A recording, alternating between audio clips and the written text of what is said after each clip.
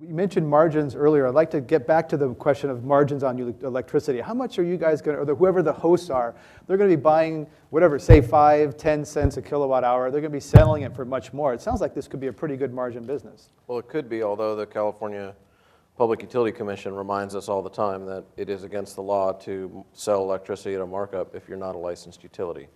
So you need to find a different pricing model. The hosts selling a flat rate charging session rather than selling kilowatt hours of electricity is going to allow them to conform or avoid running afoul of any regulations.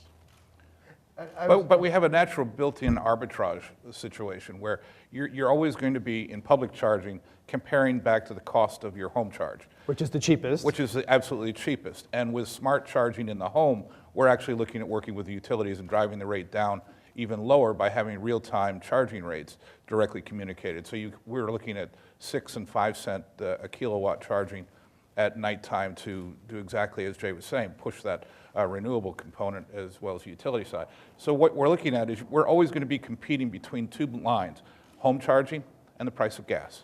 And the consumer's always going to be making value judgments in between there. And it's our job as private sector entrepreneurs to figure out what is the tipping point. Where will people no longer charge publicly and say, hell, this is getting as costly as gas, or stop charging publicly and just charge at home. So there is the two set points that we have to work between. Jay Friedland? Yeah, so I'll also add, though, that I think that it's going to be very interesting because while the charging companies will be able to arbitrage a little bit, or their customers who are actually, providing the electricity, consumers are going to have very powerful new tools. Because, for example, if anybody who has an iPhone, there's a program called Gas Buddy.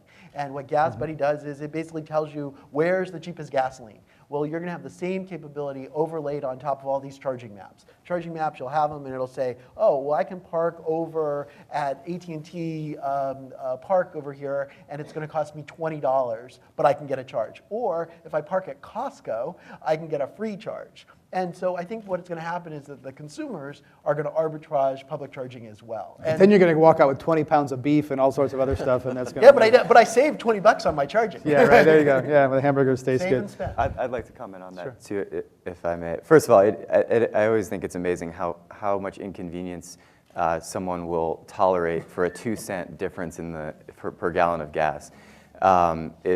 What Better Place is trying to do is just alleviate that whole stress on the day-to-day basis by, the Better Place subscription is a monthly payment, and after that the driver never pays for charge. You can charge anywhere, and it's all covered in one monthly payment.